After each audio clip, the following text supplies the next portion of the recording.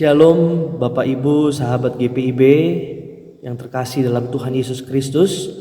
Berjumpa kembali dalam program Morning Call GPIB Sabtu 4 Juni 2022 bersama dengan saya Pendeta Ingkiriwang Berti Pariangan Tambunan.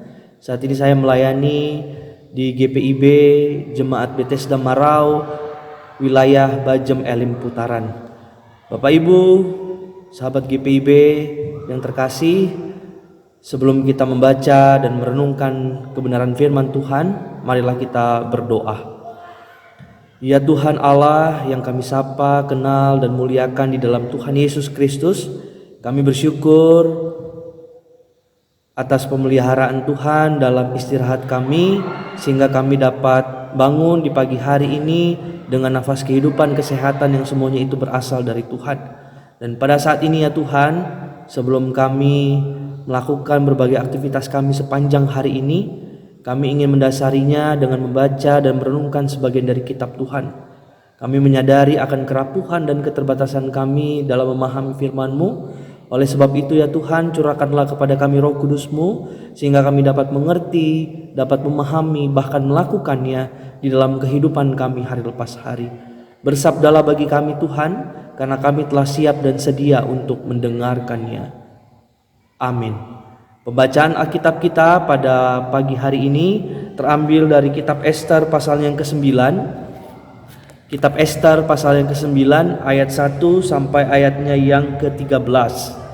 Ester pasal 9 ayat 1 sampai 13 yang menyatakan, dalam bulan yang ke-12 yakni bulan Adar, pada hari yang ke-13 ketika titah serta undang-undang raja akan dilaksanakan, pada hari musuh-musuh orang Yahudi berharap mengalahkan orang Yahudi, terjadilah yang sebaliknya, orang Yahudi mengalahkan pembenci-pembenci mereka. Maka berkumpullah orang Yahudi di dalam kota-kotanya di seluruh daerah Raja Ahasweros untuk membunuh orang-orang yang berikhtiar mencelakakan mereka, dan tidak seorang pun tahan menghadapi mereka, karena ketakutan kepada orang Yahudi telah menimpa segala bangsa itu. Dan semua pembesar daerah dan wakil pemerintah dan bupati serta pejabat kerajaan menyokong orang Yahudi, karena ketakutan kepada Mordekai telah menimpa mereka. Sebab Mordekai besar kekuasaannya di dalam istana raja, dan tersiarlah berita tentang dia ke segenap daerah, karena Mordekai itu bertambah-tambah besar kekuasaannya. Maka orang Yahudi mengalahkan semua musuhnya. Mereka memukulnya dengan pedang, membunuh dan membinasakannya. Mereka berbuat sekehendak hatinya terhadap pembenci-pembenci mereka. Di dalam benteng Susan saja orang Yahudi membunuh dan membinasakan 500 orang. Juga Parsadanta, Dalfon, Aspata, Porata, Adalia, Aridata, Parmasta, Arisai, Aridai, dan Waizata, ke-10 anak laki-laki Haman bin Hamedata, seteru orang Yahudi dibunuh oleh mereka, tetapi kepada barang rampasan tidaklah mereka mengulurkan tangan. Pada hari itu juga jumlah orang-orang yang terbunuh di dalam benteng Susan disampaikan ke hadapan raja. Lalu titah raja kepada Ester sang ratu, di dalam benteng Susan saja orang Yahudi telah membunuh dan membinasakan 500 orang beserta ke-10 anak Haman. Di daerah-daerah kerajaan yang lain entahlah apa yang diperbuat mereka, dan apakah permintaanmu sekarang, niscaya akan dikabulkan, dan apakah keinginanmu lagi, niscaya dipenuhi. Ayat 13, lalu jawab Ester, jikalau baik pada pemandangan raja, diizinkanlah kiranya kepada orang Yahudi yang di Susan untuk berbuat besok pun sesuai dengan undang-undang untuk hari ini, dan ke-10 anak Haman itu hendaklah disulapkan pada tiang. Sedemikian jauh pembacaan firman Tuhan saat ini. Terpujilah Yesus Kristus. Haleluya. Ya, Bapak Ibu, saudara-saudara yang berkati Tuhan, Shalom. Apa kabarnya hari ini?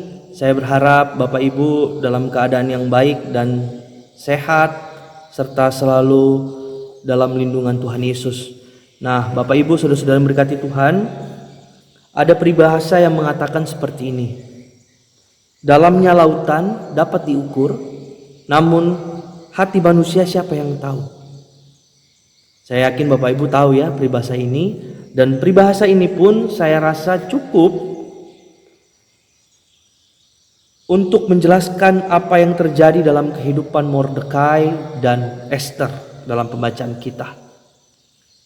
Bapak Ibu saudara-saudara berkati Tuhan, sebelumnya kita mengetahui bersama bahwa Haman, seorang kepercayaan raja, adalah pribadi yang sombong, pribadi yang gila hormat, dan pribadi yang sangat membenci Mordekai dan orang-orang Yahudi lainnya. Sehingga apa yang terjadi Bapak Ibu? Sehingga Haman membuat tiang untuk menyulakan orang-orang Yahudi pada saat itu. Namun sayang bahwa apa yang ia rancangkan, apa yang ia rencanakan itu ternyata tidak sesuai dengan harapannya, tidak sesuai dengan kenyataannya. Yang terjadi adalah senjata makan tuan. Haman sendirilah yang tergantung di atas tiang yang dibuatnya itu. Nah, jemaat yang diberkati Tuhan, semua kejadian itu dapat terjadi tentunya tidak terlepas dari peran Mordekai dan Esther. Mordekai dan Esther yang memiliki posisi strategis pada saat itu. Mordekai adalah pribadi yang memiliki kekuasaan yang tinggi sehingga ia dapat mempengaruhi semua orang. Dan Esther adalah istri dari Raja Ahasiweros. Nah, Bapak Ibu saudara-saudara yang berkati Tuhan, kisah ini membuat kita berpikir bahwa di sisi yang lain atau di satu sisi bahwa Mordekai dan Esther dapat dikatakan sebagai pahlawan bagi bangsanya. Namun di sisi yang lain Bapak Ibu, bahwa kekuasaan yang mereka terima pada saat itu dan tindakan peperangan yang dilakukan itu sangat kejam atau begitu kejam. Sekalipun mereka tidak mengambil harta milik dari orang-orang yang mereka bunuh. Tetapi ketika kita membaca perikop kita, bagaimana tindakan peperangan itu begitu kejam. Nah, Bapak Ibu saudara-saudara yang berkati Tuhan, melalui perikop kita pada saat ini, apa yang dapat kita pelajari bersama dan renungkan dalam kehidupan kita? Yang pertama, kita belajar bahwa dalam hidup ini tidak semua orang menyukai keberadaan hidup kita. Ya, dengan kata lain apa Bapak Ibu? Bahwa dislike atau like itu adalah bagian dalam kehidupan kita, sekalipun kita ada berbuat baik pada mereka. Tetapi yang namanya dislike atau like itu adalah hal yang wajar dan lumrah dalam kehidupan kita, baik di keluarga kah, baik di dalam persekutuan kah, apapun dalam bentuk kehidupan kita, dislike atau like itu adalah hal yang biasa. Namun yang mau kita pelajari dalam perikop ini adalah bagaimana kita menyikapi atau merespon ketidaksukaan orang lain kepada kita. Itulah yang harus kita pelajari, itulah yang harus kita tumbuhkan, sehingga kita tidak terpancing kepada yang namanya balas dendam. Karena balas dendam itu adalah hal yang tidak berkenan di hadapan Tuhan. Balas dendam itu adalah sebuah keinginan daging manusia yang harus kita hindari dan jauhi. Nah, hal pertama kita belajar untuk bagaimana kita mengupayakan agar tidak terpancing kepada yang namanya balas dendam. Tetapi bagaimana kita selalu menghadirkan damai sejahtera, bagaimana kita menghadirkan kasih Allah kepada banyak orang, secara khusus bagi mereka yang tidak suka dengan keberadaan hidup kita. Bagaimana kita terus memberikan kasih Tuhan kepada mereka. Itu hal pertama yang dapat kita refleksikan. Hal yang kedua adalah bagaimana ketika kita dipercayakan oleh Tuhan memiliki kekuasaan jabatan tertentu dalam hidup ini, bagaimana kita menggunakannya untuk kemuliaan Tuhan. Itu penting Bapak Ibu, sehingga kita tidak melakukannya sesuai dengan keinginan kita, tetapi kita dapat pergunakan kekuasaan atau jabatan yang Tuhan berikan itu untuk menjadi alat tangan Tuhan, untuk menghadirkan damai sejahtera, untuk menjadi berkat bagi sesama kita. Ya, Tuhan hadirkan jabatan kekuasaan itu untuk bagaimana nama Tuhan selalu dipuji dan selalu dimuliakan.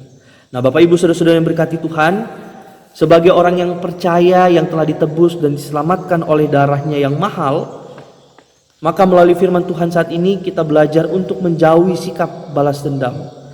Biarlah mereka yang membenci kita dengan segala pemikiran mereka, kita senantiasa naik level, hidup kita senantiasa berkualitas, hidup kita semakin berkembang, ya, sehingga kita tidak sama dengan dunia ini. Tetapi kita hidup dalam pembaharuan akal budi. Mana yang baik, yang berkenan kepada Tuhan, itulah yang harus kita lakukan sebagai pengikut Tuhan. Kita memang tidak dapat membuat semua orang senang dengan apa yang kita lakukan dalam hidup ini. Tetapi bagaimana kehadiran kita, yang paling penting adalah bagaimana kita menghadirkan garam dan terang, menjadi garam dan terang, menjadi berkat bagi sesama. Itulah yang Tuhan inginkan dalam kehidupan kita. Bapak Ibu Saudara-saudara yang berkati Tuhan, selamat beraktivitas di akhir pekan ini. Kiranya kita semakin bertumbuh di dalam pengenalan akan Tuhan, dan hidup kita pun semakin berbuah, bertumbuh, berakar, menjadi pengikut Tuhan yang setia. Tuhan Yesus memberkati. Amin. Ya, Bapak Ibu Saudara-saudara yang berkati Tuhan, mari kita berdoa. Ya Tuhan, kami bersyukur untuk kemurahan dan kebaikan Tuhan di dalam kehidupan kami sampai dengan saat ini. Terima kasih untuk kebenaran firman-Mu yang telah menyapa kami pada pagi hari ini, mengajarkan kami untuk bagaimana kami memberikan kebaikan kepada banyak orang, termasuk bagi mereka yang membenci kami. Ajar kami Tuhan untuk menghadirkan damai sejahtera Tuhan bagi banyak orang, dan kami juga diajarkan untuk bagaimana kami menggunakan kekuasaan, jabatan yang Tuhan berikan ini untuk kami menjadi saluran berkat bagi banyak orang, sehingga melalui kehadiran kami hanya nama Tuhan yang selalu dipuji dan dimuliakan. Terima kasih banyak Bapa, meteraikanlah firman-Mu ini dalam hati dan pikiran kami, sehingga kami senantiasa menjadi pribadi yang tangguh di dalam Tuhan. Kami semakin naik level dalam hidup ini, dan nama Tuhan selalu dipuji dan dimuliakan. Pada saat ini Tuhan, hamba-Mu berdoa bagi setiap para jemaat-Mu yang mengikuti program Morning Call ini, yang akan melakukan berbagai aktivitas sepanjang hari ini. Kami mohon Tuhan campur tangan di dalamnya, sehingga apapun yang menjadi tugas tanggung jawab kami dalam pekerjaan usaha setiap harinya itu mendatangkan kebaikan, dilancarkan, dimudahkan oleh Tuhan. Dan kami terus bersyukur kepada Tuhan karena anugerah keselamatan Tuhan berikan bagi kami. Terima kasih banyak Bapa. Berdoa bagi gereja-gereja-Mu, biarlah gereja-gereja-Mu terus menyuarakan suara kenabian yang berasal dari Tuhan. Secara khusus GPIB yang pada tahun ini akan menyelenggarakan pemilihan penatua diaken. Tuhan memberkati majelis sinode, berkati setiap panitia yang dipercayakan, sehingga pemilihan penatua diaken ini boleh berjalan dengan baik, sesuai dan seturut dengan kehendak Tuhan. Kami juga mau berdoa untuk bangsa dan negara kami Tuhan. Berkatilah para pemimpin kami, Bapak Presiden, Bapak Wakil Presiden beserta dengan jajaran yang ada, pemerintah dari tertinggi sampai dengan terendah dalam tugas tanggung jawab mereka, aparat keamanan, TNI dan polisian, tenaga medis. Tuhan berkati mereka semua, berikan kesehatan, kekuatan, hikmat-Mu selalu ada bagi kehidupan mereka, sehingga setiap tugas tanggung jawab yang Tuhan percayakan kepadanya, mereka dapat melakukannya dengan sukacita dan untuk hormat dan kemuliaan nama Tuhan. Terima kasih banyak Bapa, kami serahkan kehidupan kami sepenuhnya hanya ke dalam tangan pengasihan Tuhan. Inilah doa kami Tuhan, inilah ucapan syukur kami. Di dalam nama Tuhan Yesus Kristus yang adalah Tuhan dan Juru Selamat kami yang hidup, kami telah berdoa dan mengucap syukur kepada-Mu. Amin. Bapak Ibu, saudara-saudara yang dikasihi Tuhan, selamat beraktivitas. Kiranya damai sejahtera Tuhan selalu menyertai kehidupan kita semua. Tuhan Yesus memberkati.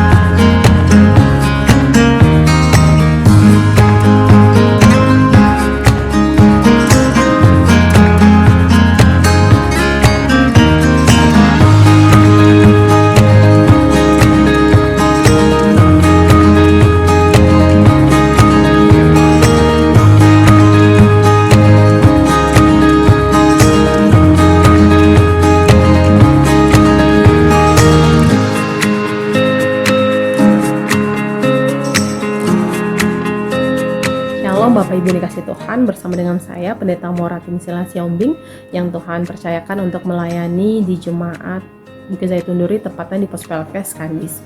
Bapak Ibu, ketika Bapak Ibu telah melihat video yang sebelumnya, itu proses di mana kami beribadah di rumah-rumah jemaat, dan pada akhirnya ketika Tuhan berkenan kami untuk membangun gedung gereja.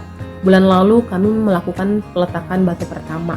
Lewat pertolongan Tuhan, lewat pemeliharaan Tuhan, akhirnya kami dimampukan untuk berproses pembangunan gedung gereja. Bapak Ibu yang dikasih Tuhan, penantian yang sangat panjang bagi Pospelkes Kandis untuk membangun gedung gereja. Biarlah penantian yang dirasakan oleh Jemaat Kandis bisa terwujud lewat pertolongan Tuhan dan Bapak Ibu. Kami mohon dukungan Bapak Ibu berupa doa dan materi agar proses pembangunan gedung gereja bisa berjalan baik, dan itu semua untuk hormat kemuliaan nama Tuhan. Bapak Ibu, kami mohon Bapak Ibu memotivasi kami untuk terus berjuang dan bersemangat dalam proses pembangunan gereja. Biarlah berkat yang Bapak Ibu berikan kepada kami itu semua untuk kemuliaan nama Tuhan. Salam sehat, salam kasih dari kami, dari Riau, tepatnya di Kandis, buat Bapak Ibu yang dimanapun Tuhan percayakan. Tuhan Yesus memberkati.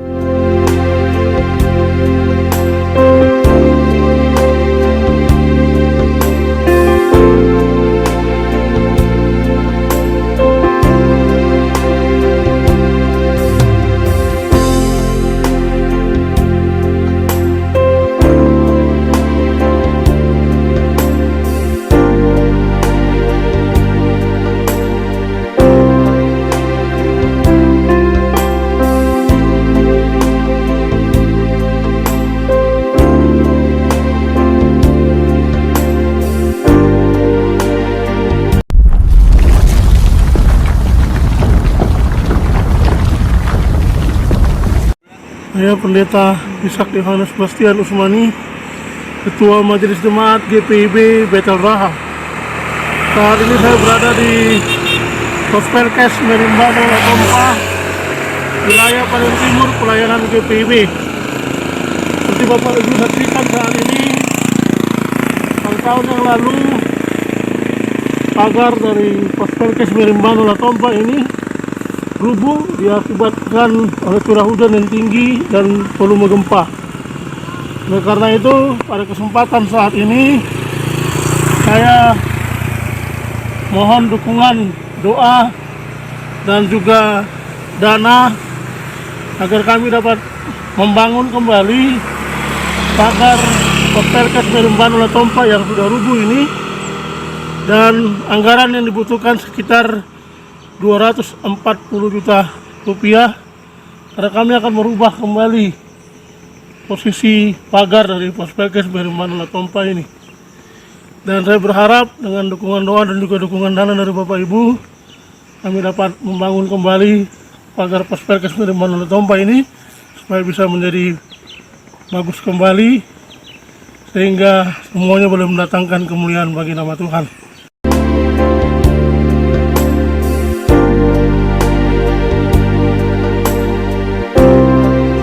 Terima kasih.